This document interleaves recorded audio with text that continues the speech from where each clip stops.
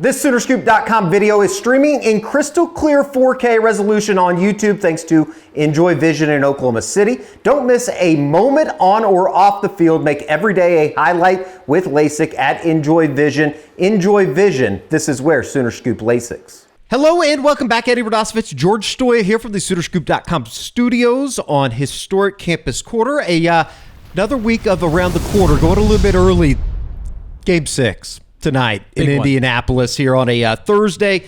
Big game. Oklahoma City looking to close out the Pacers, win the NBA championship. I've not allowed myself to think what happens if they lose tonight, so it's only positive vibes right now. Well, I mean, that's why you play for home court all year. That's right. You know, that's what I'll continually tell myself. They got two chances to get this done. Yeah, they got 2 chances to get this done.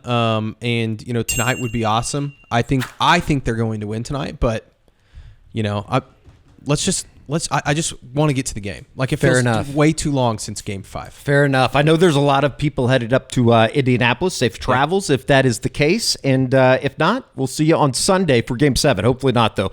Hopefully the Thunder can pull it down. Yeah, I was going to go. There's just the ticket situation.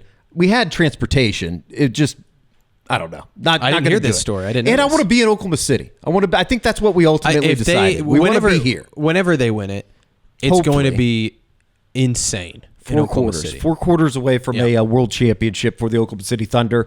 All right, before we get into the questions, it's been a pretty active week. A lot of stuff, wrapping up with Brent Venables football camp. Josh McCuistion joined us. We did another recruiting report, breaking down that as well as a commitment from the 2026 class. Seems like Bo Bentley has had a nice run at it at Elite 11 out in Los Angeles. Had a really good day too. And make sure you watch the Family Business this week. Former Oklahoma Sooner JP Hughes alongside of Isaac Stoops as well as Joe Castiglione Jr. talking about kind of the ins and outs of the NIL world. JP obviously knows a ton about it, working for Range Sports, the representation side of things. So looking forward to all of that. You can see here on SoonerScoop.com YouTube channel. Before we get to all of your questions, tabulating them all from the Crimson Quarter this week, let us tell you about our good friends over at Roback, RHOBACK.com.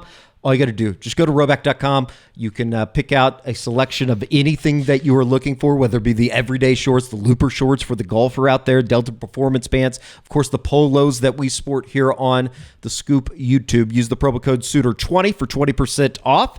And really good time for Roback here. As I told you before we got started today, just walking in the summer, I feel like is kind of coming in. We keep this place cool. That's why I have the pullover on. But nonetheless, we shall move on into what is a weekly, summary of some of the best from the Crimson Quarter, the largest community online for Oklahoma fans. And no better place to start than the night with Nagy on Wednesday night in Dallas over at Royal Oaks Country Club, Scotty Scheffler's place. So they, I guess, got in the back door for a what I'm sure is represented by a bunch of Longhorns. But sounded like it went really good. Kerry Murdoch went down and took part of everything. And we'll just start there with Kerry.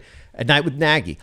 I would also say for $100, it's a very worthwhile event. I'd sign up if you were in Fort Worth or in Oklahoma City. The Fort Worth one is this evening here on Thursday, June 19th. The Oklahoma City edition, A Night with Nagy, is on July 24th at Twin Hills. And kind of seems like it's a little bit of not a meet and greet, I wouldn't say, but kind of the ins and outs of what the front office is looking like. An informal look at what Oklahoma's doing from a front office perspective, George. Yeah, no, it sounds like it went great too. I know I knew a few people that went down to it last night in Dallas, and I know several going to it in Fort Worth. A lot of scoopers were there on tons Wednesday of night. Scoopers, and you could check out on the board a lot of people kind of giving some details of what exactly was said there, and it seems like there's a lot of breakdown of the team as well as what Jim Nagy and his staff are exactly doing. So I didn't get to go to it, but Kerry was there, and maybe he should join the show because he's a lot of roster talk as well. Yes, yeah, a lot of roster talk.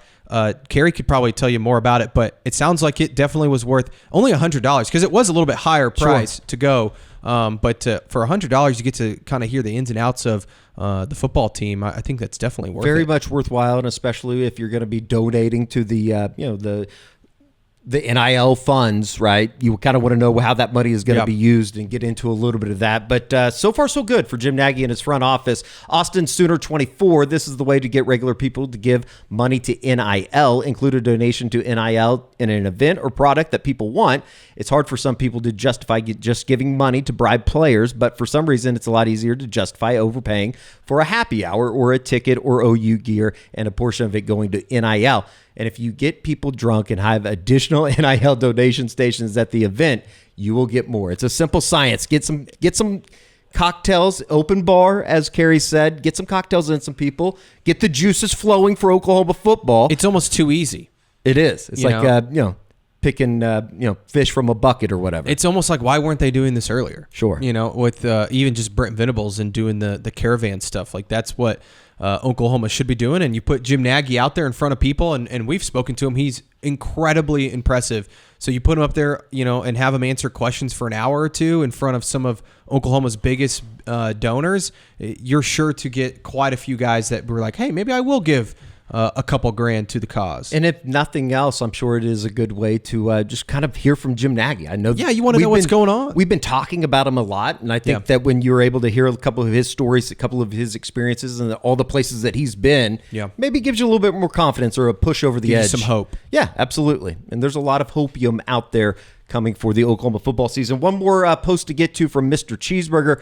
I heard he took his shirt off, and all of the NIL donors went crazy. Knowing the group that was there, or at least my buddies, I wouldn't be surprised because they loved them some Jim Nagy. I mean, Mike Gundy, that's what he did at OSU, takes his shirt off at the pep rally, gets the people going crazy. So maybe Jim Nagy needs to be doing that. That's how you get Bedlam set back up on the football, on the gridiron. Shirtless contest? Shirtless contest between the general manager and the head coach. That'd be interesting, wouldn't it? I'm sure some of you would like that out there. Really good night, though. Once again, the Fort Worth installment is this evening. I'm sure if you want to walk up and you can just sign up to go as you get in, they would be more than welcome. Or welcoming to you, or sign up for the Oklahoma City one at Twin Hills on July 24th. All right, moving back on. There's been a lot of discourse with the Oklahoma City Thunder, obviously, and their NBA Finals run, as well as you, George. You've been put in the crosshairs on this one. Yep. Let's go to the first slide here from Matchell.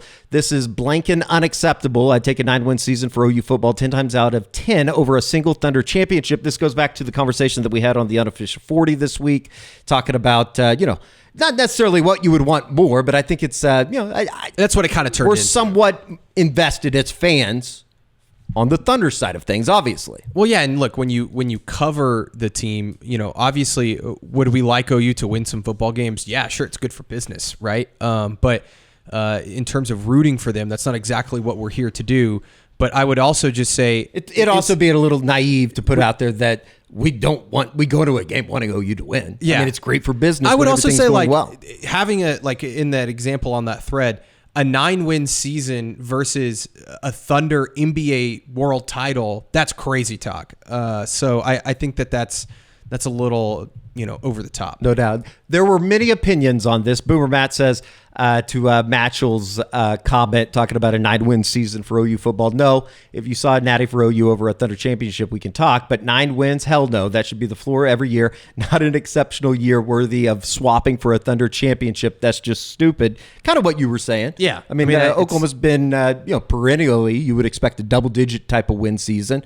But maybe if you were talking about this weekend, I could hear your argument from a 9-win season versus a Thunder championship. And part of it's on the day of the game. Come on. The recency bias. I don't know if we have the post on there, but somebody also brought up, the point of like, hey, the Thunder have one more game to win an NBA championship. Oklahoma's coming off for their second, 6 and 7 season in 3 years. Like one's really close, like as close as you can be, and another's incredibly far away. Sure. So. Well, maybe not so far away. We'll have to see during the 2025 football season. But yeah, it's kind of one of those things. BoomerSooner.net. I asked him the question and fully expected the answer given the emotional context. However, there is absolutely no way that any dedicated OU football fan truly would trade a Thunder NBA championship for an OU natty.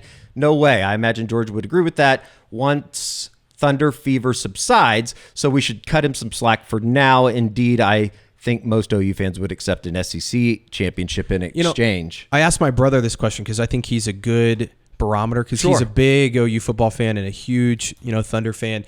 I think he would prefer an OU football national title to a Thunder championship. But again, in today's world, it's like the Thunder are just so much better than OU football is right now. It's hard to answer, too, on the day of the game, and they're one win away. They're 4 quarters away from an NBA World title as opposed to a couple months away from starting the season. Look, if you would have asked me this 10 years ago, I think the answer would have been obvious then versus and if OU's in position to win a national championship next year, it'll be quite interesting how quickly my tone would probably change on that. And also knowing that the Thunder have won one, I'd say, all right, we'll just give each one of them could be an incredible year chance. for Oklahoma sports. 2025 would be exceptional if that was the case. Carrie says Brent Venables would take 9 wins over a Thunder I would hope so. He's employed by the university. His job tenure might have something to say about that as well. All right, we will continue on. Go Thunder, but obviously we know that if you're watching us idiots talk about OU recruiting in the middle of June, you probably would want a national championship, and we appreciate we get it. The fandom and the everything that comes with that, right?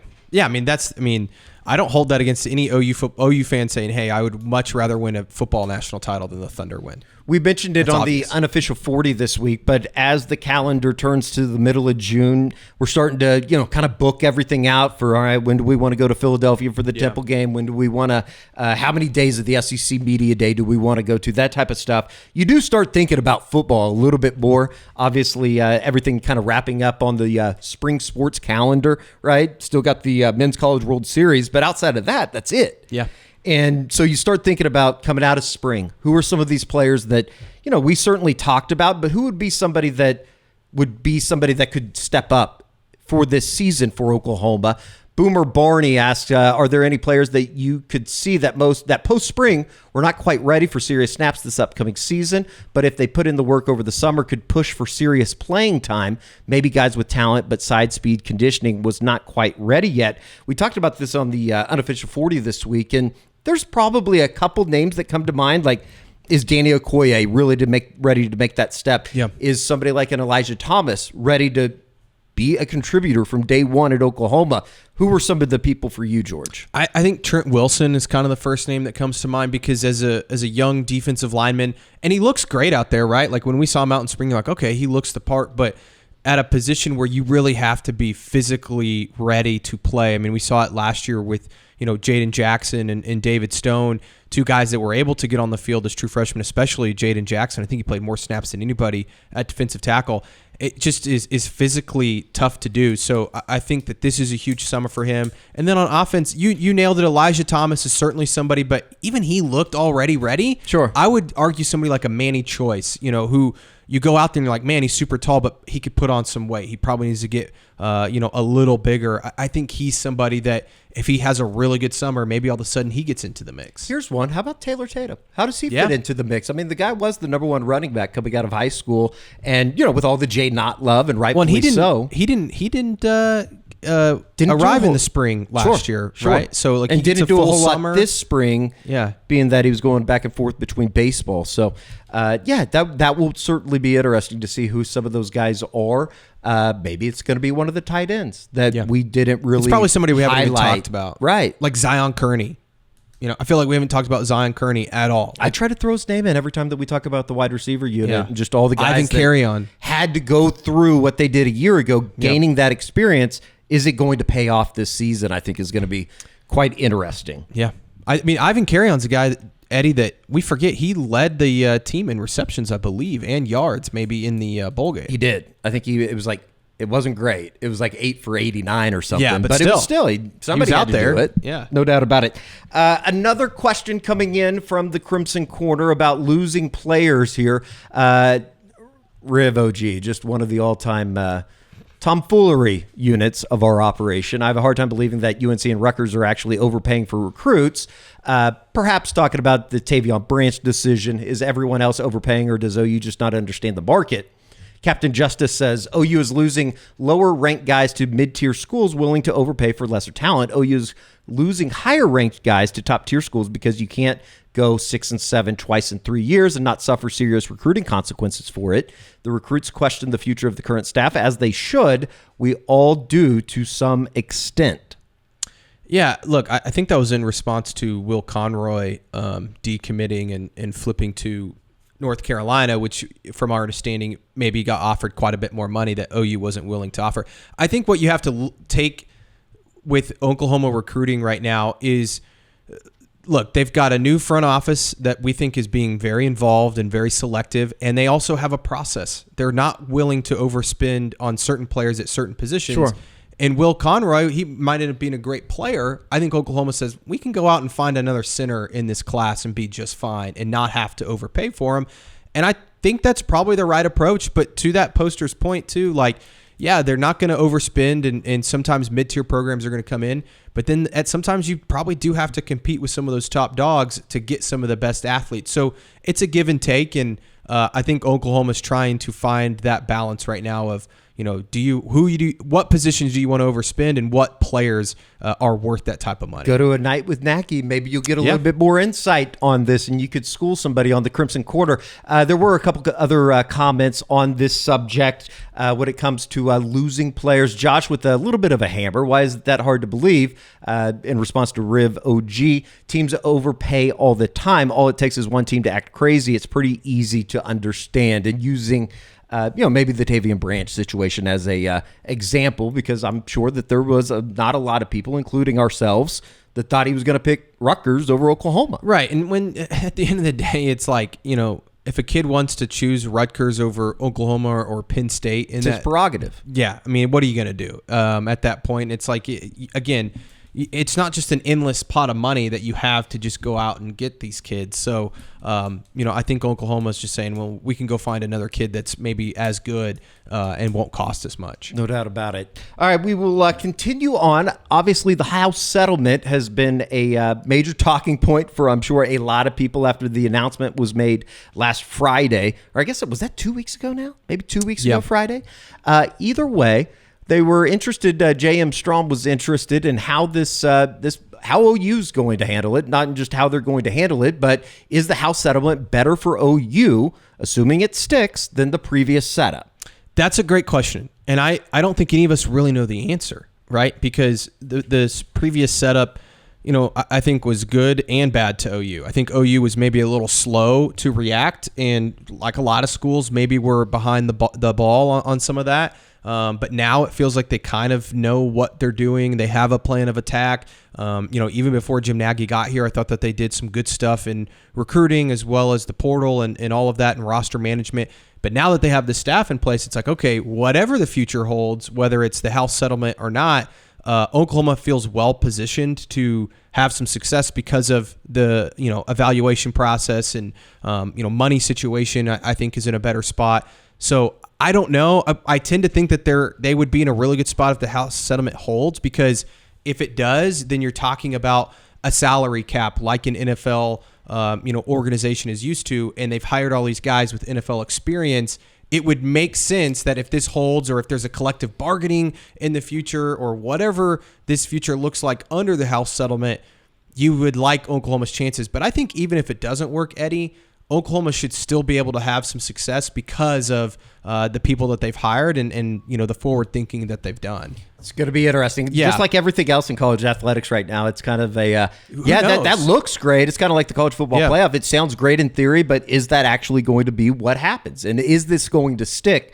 This first settlement, I don't know. I don't think anybody knows. Yeah, including Joe Castiglione all the way up to the top ranks of the NCAA. Yeah, well, and talking to Joe C. and Joe Harris down at the Board of Regents meeting last week in Ardmore, they full on said that they have no idea if this is going to work, and they honestly said that they thought it was more of a short-term fix than long-term. So they know that there's more coming, and that this could not hold for very long, and that everything that they've kind of planned for, they also have to have a plan for if it doesn't work or if it fails. Ross Dellinger will keep me updated on that, because I'm not going to guy to follow every time that something comes out on that. All right, last but not least, Game 6 coming up tonight for the Oklahoma City Thunder, Sooner Banger. What has been the best moment of the finals so far, or have we had a defining moment yet? SGA and the SGA 3 in Game 4, SGA quarter shot in Game 4, a couple options, really good options, the Wiggins game, the J-Dub 40-point game in Game 5. Is he missing something, George? I don't think he's missing anything really. If you did for the whole playoffs, I think obviously there's some games in the Denver series and Minnesota series, but for the finals, I think the last few minutes of Game 4 are so far the defining moment because that game, they felt so dead. Yeah. And even, when Shea hits that 3 to cut it to 1, that was the first time I was like, oh, they could win this game. Yeah, and then he goes down and hits the 1 down there, the corner shot. It's crazy to me how much the vibes have changed in just 5 quarters of basketball, right?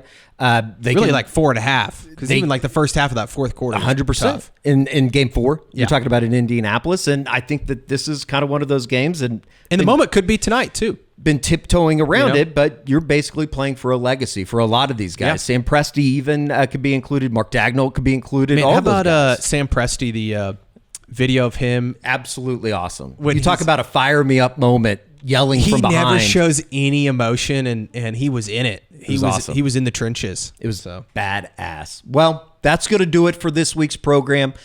We will take a timeout. Hopefully celebrate a Thunder championship tonight, or maybe possibly Sunday. Downtown OKC, maybe. Possibly Monday or Tuesday for a parade. Fingers crossed. 4 quarters away from this thing for the Oklahoma City Thunder.